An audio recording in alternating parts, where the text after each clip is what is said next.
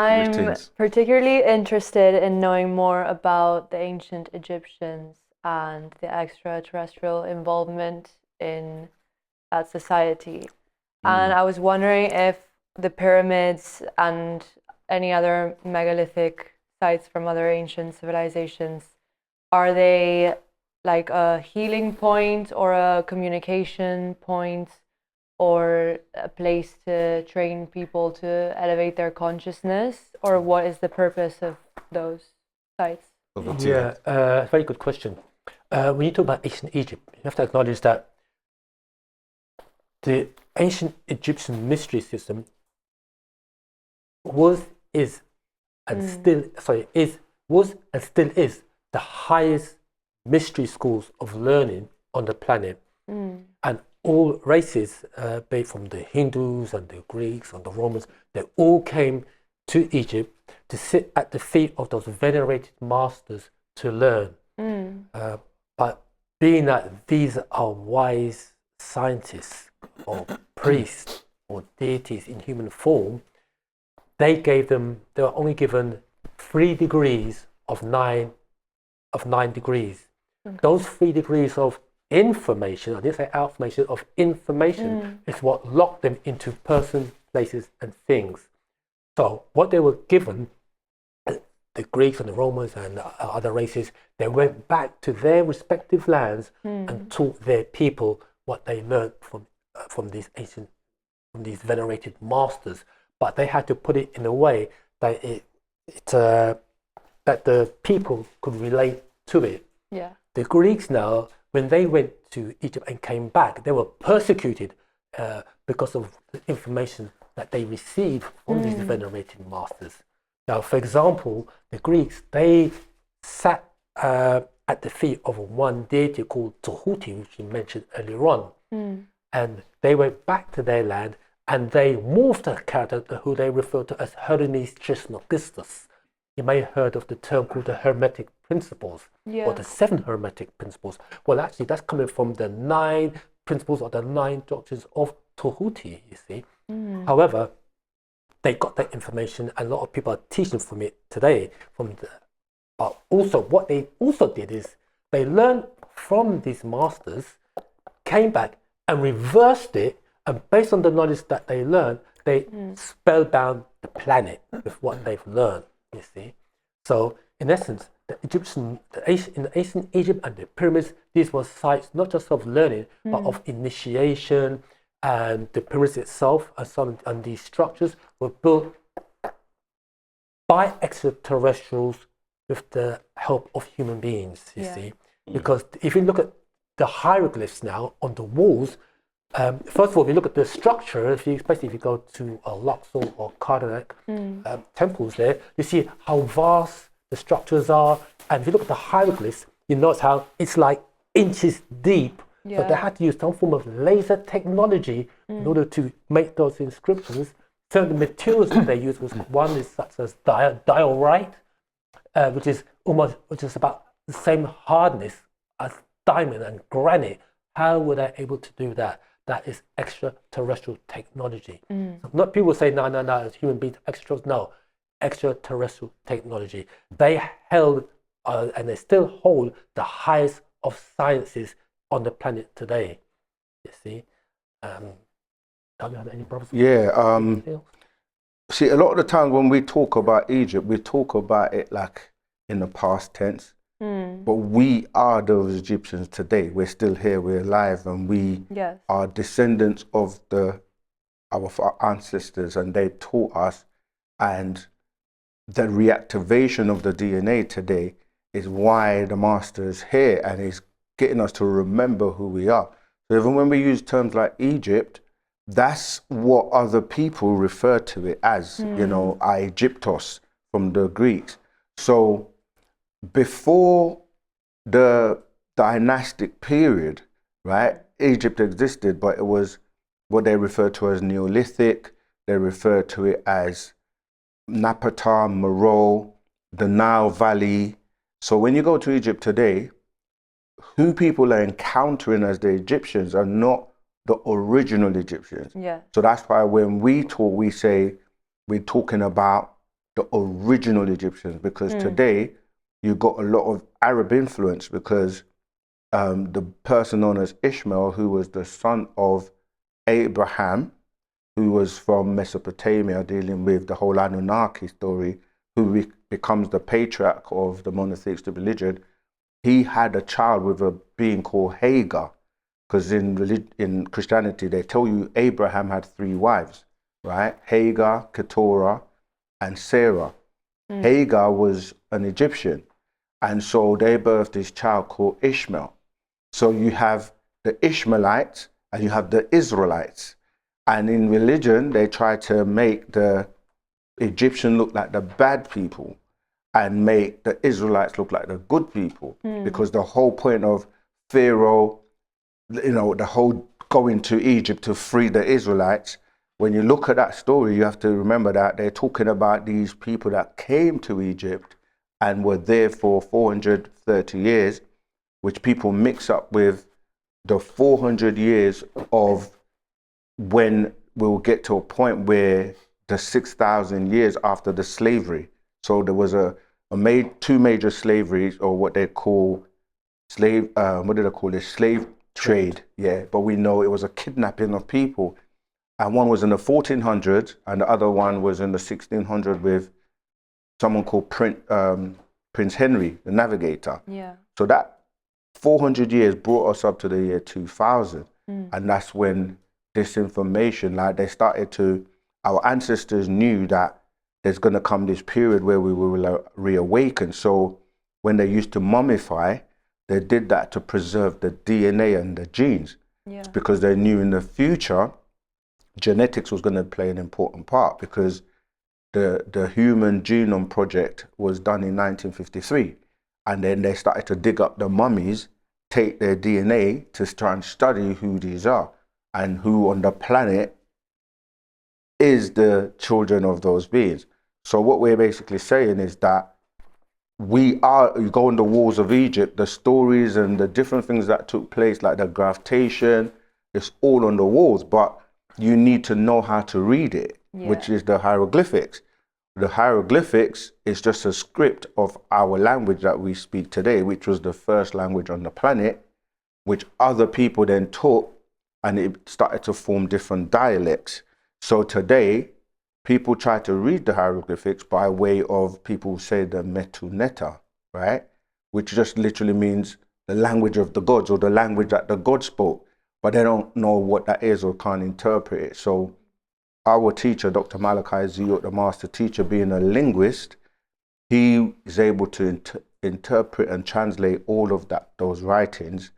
And then it also ties into the Anunnaki's involvement, and they used a script called cuneiform or cuneiform. And again, that was another script of our language known as Nuapic, Mispatia, as we refer to it as. So the secrets are now being deciphered by one who can read and give you the original information of what was being done. So Happy Ray said a lot of different extraterrestrial were carrying out building projects on the planet. Some of them were so that their crafts can use them to charge when they came. Some of them were used for like studying and teaching people many things. A lot of the times war broke out between these extraterrestrials and they abandoned some of these projects. So you will see places like Baalbek and exactly. You got Stonehenge. So all around the world, you see that these structures are aligned with particular ley lines on the planet. Yeah. And of course, each one we can go into, and there's so much information about it, whether it's the Grand Canyon or Puma Punku. Yeah. So there's so many different sites that when you go into the details of what was it built for, like the pyramids were used for many reasons, to charge up the crafts, because they emit something called tachyon energy or frequency, which is like the DNA structure. Yeah. So it was used for the schools, it was used for charging the crafts, it was used for many, many things. I don't know if you want to... No, you pretty much touched what I was going to say. So I mean, if you want to know the science behind it, is that, for instance, they used what now they refer to as that technology to build 3D? 3D printing. So 3D Levitation. printing was actually part of the thing that was used in ancient times to build the pyramids. That's right. And the pyramids are not just built from just one level. They actually go down into the earth as well, like really miles down. And there's caverns there that lead into the center of the earth. You see, so these are the sciences that our ancestors were aware of or knew. And these advanced beings, extraterrestrials, of either of the Pleiadian or either of the Anunnaki or the Nataru, they knew this information because they realized that, as we were saying, Earth is a craft, and it's a craft that's a living entity. And it being a living entity, it has grids on them known as ley lines. Those ley lines are similar to your meridians in your body. So those energy meridians, they could tap into that source and then be able to extract that energy utilizing certain elements like copper and zinc. So those shafts that was built in the pyramids were actually a place where they will store those elements, and then it will create a particular magnetic field. That magnetic field then was used to then charge crafts, etc. And then there was also, as Brother Habtui mentioned, diorite and other stones, and they were known as paramagnetic stones, which means that they could actually reverse the polarity of these stones to cause them to actually levitate. Wow. You see, so there was this thing, you can see them in China now, they call maglevs, where they actually have bullet trains that travel, using magnetics.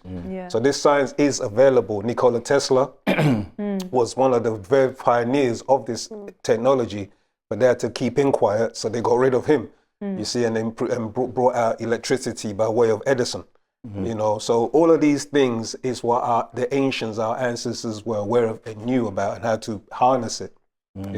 You can also harness your body. Your actual body is a technology as well. Because you can harness it and store, natural energy, and then be able to utilize it to heal your body. So yeah. And when I was saying how everybody went to Egypt, it's because of trying to find out this knowledge and the sciences of how they were able to do this and why they're so advanced and how did they build the pyramids. Until this day, they're still trying to decipher that. So everybody really talks Egypt. We actually rebuilt Egypt in the West, and we live Egypt, you see. So we talk from a point where, like, the master teacher is one of those beings that was a part of those ancient beings in that time, which we think is the past.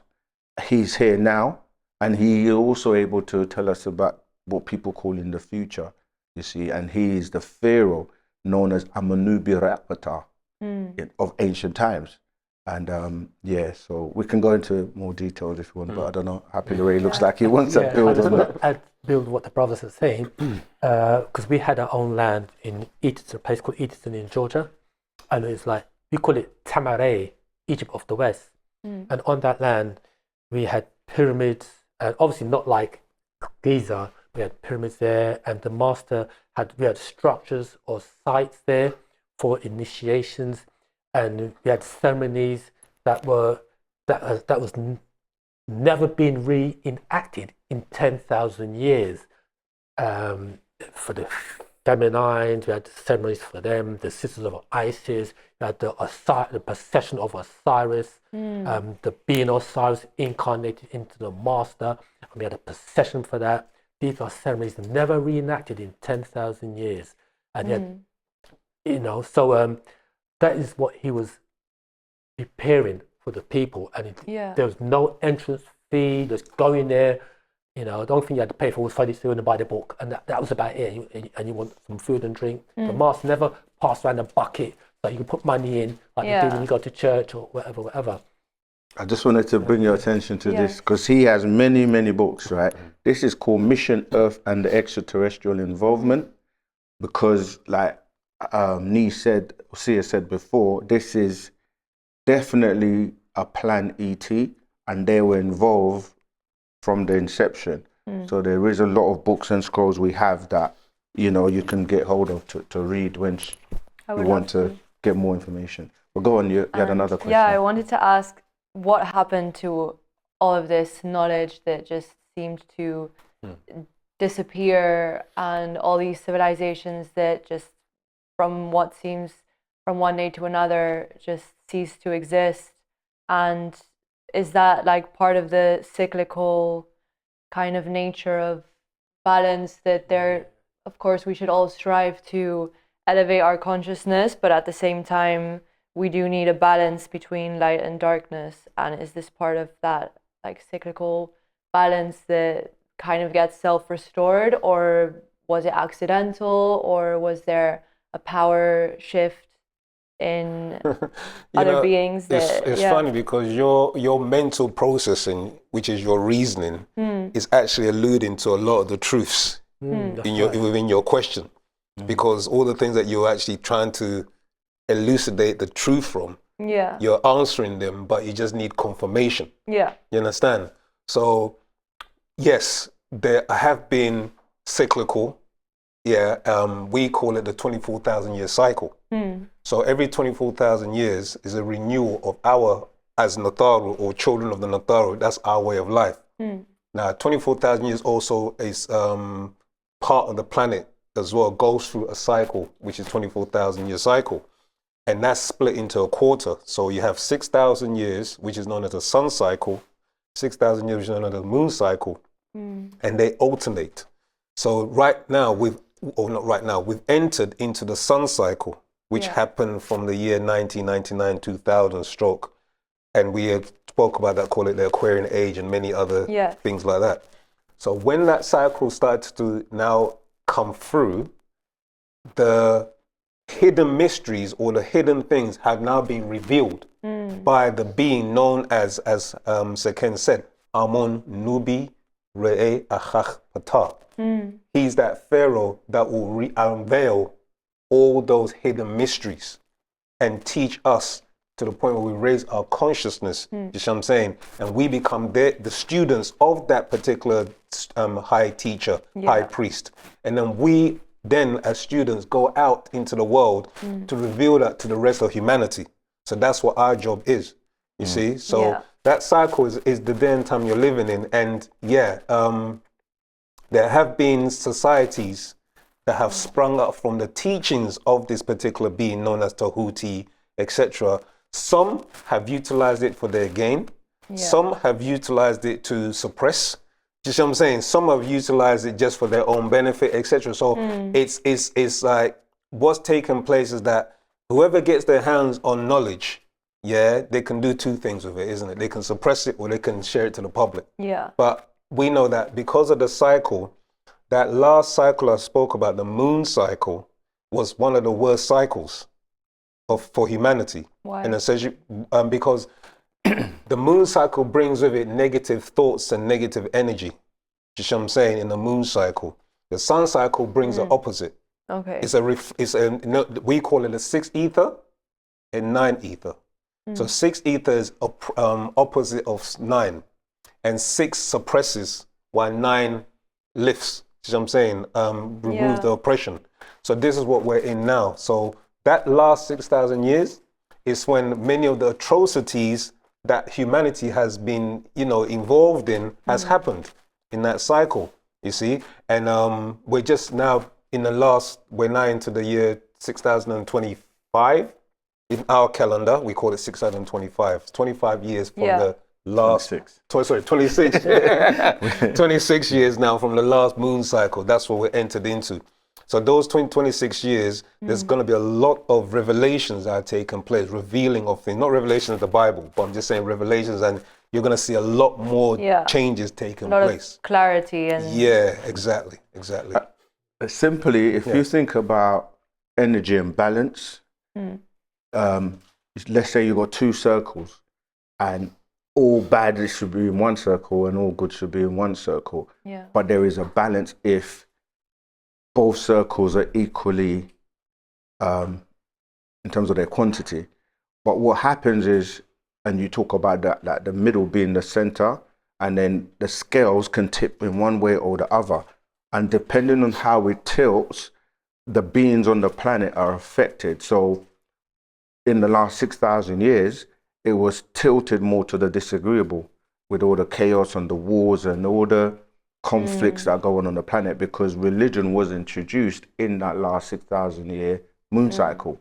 Religion is only 6,000 years old compared to the cycle of 24,000 years. So when we come out of that moon cycle, it's like people waking up and now starting to realize they were under a spell. We start to tip the balance.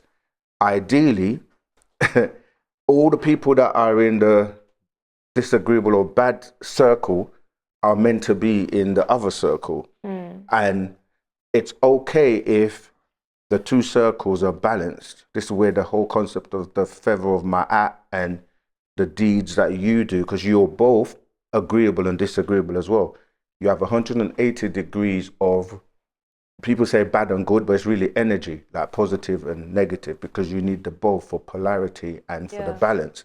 In computers, it's zeros and ones, and we've mentioned many examples of that. So what's happening is that if you're balanced, or if you're leaning more over to your agreeable side, your nature is more ruled and governed by your agreeable side. So you become agreeable in nature. And then you've kind of like suppressed or conquered the other side. But you have both natures, because you have the reptilian nature, because we have a reptilian brain and we actually evolved from the waters. We need to drink water every day, have a shower or a bath every day. We're in a water planet. We're breathing water, but we call it air, just a finer form of water.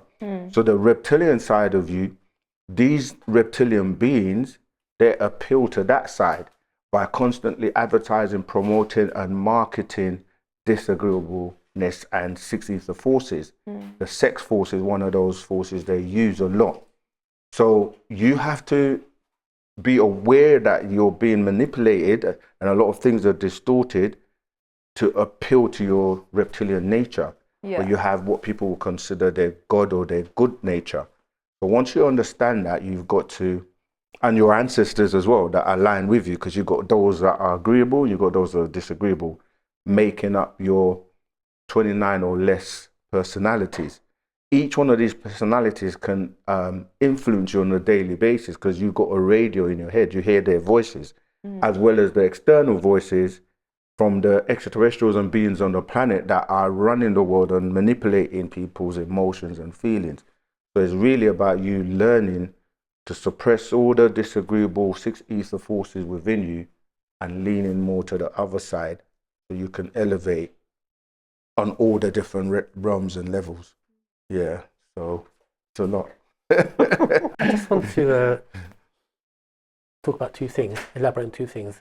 First of all, Usia mentioned the name Amun Nababre Akhpata, and he also mentioned about, was the knowledge gone out of existence, or was it cyclical? First it was about the knowledge, then I'll talk about this name that Usia mentioned.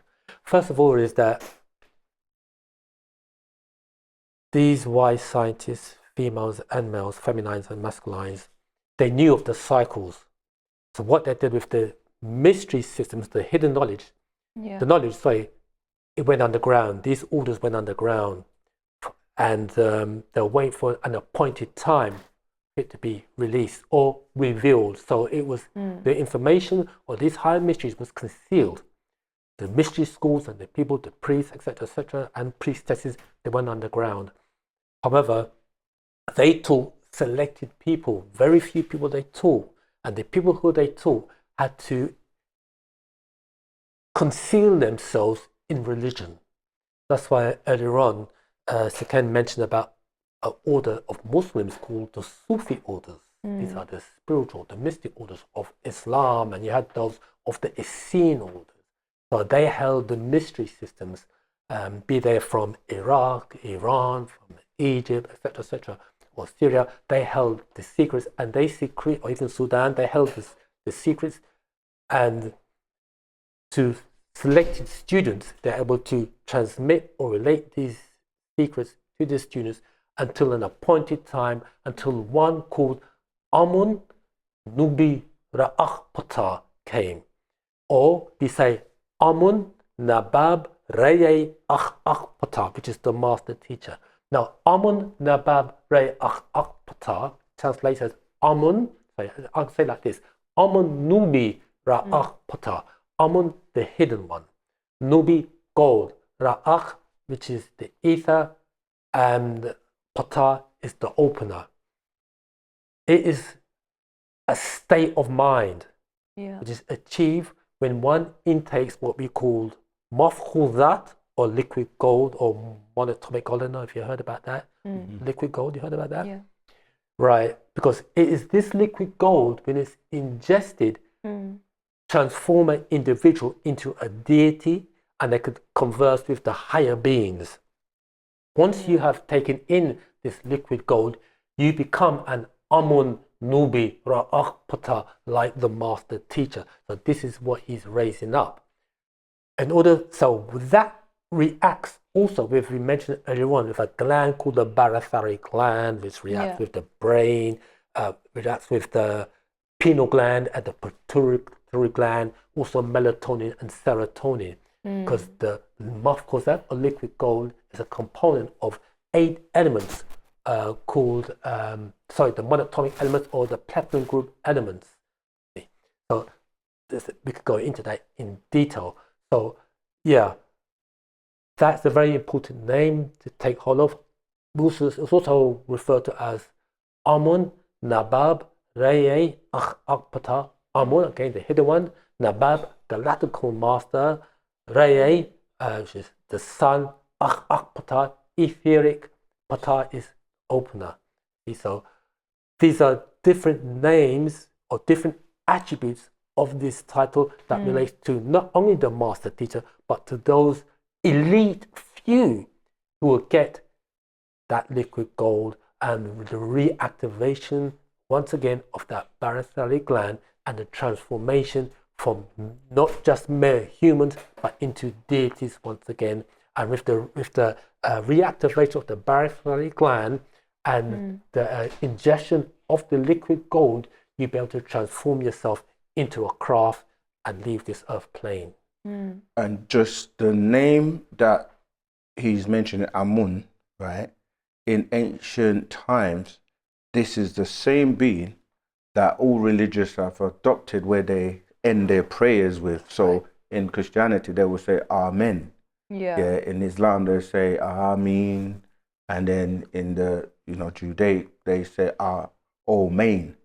That's telling you that even though we're using these different titles for this same being throughout time in different cultures, today that's still that same being. In the book of Revelations, if you read is it 3:14? 3:14, thank you. Amun. Yeah, where it's saying Amun witnessed the creation of God.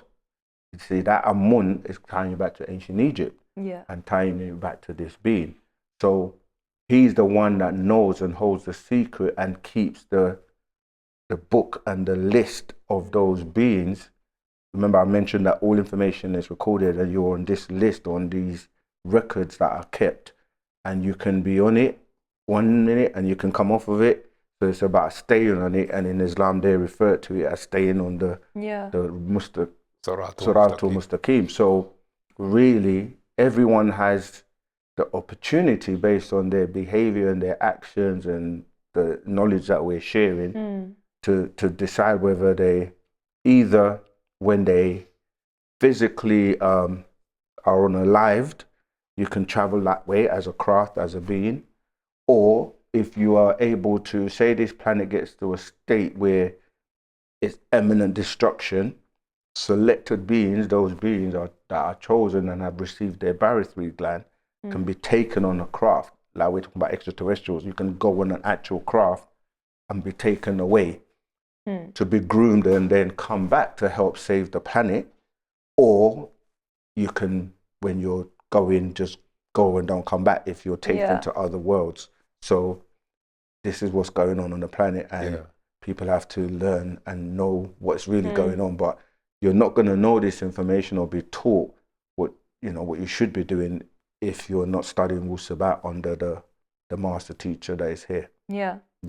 Well, I think a lot of people nowadays are looking outwards for answers when really they should be looking inwards. Exactly.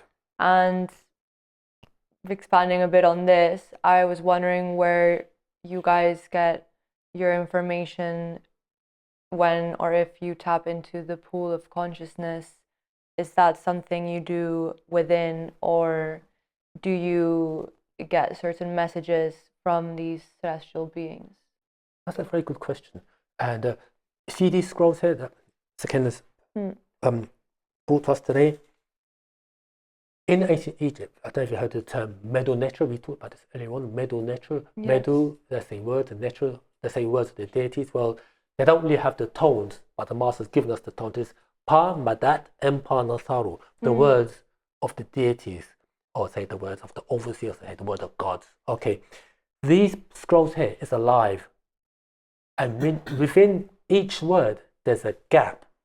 In that gap, there's outformation. Like earlier when we were talking about time, about the first moment of time, they call it a second, and then you got a minute, etc. Well, the first moment of time is actually a moment, and that moment is now.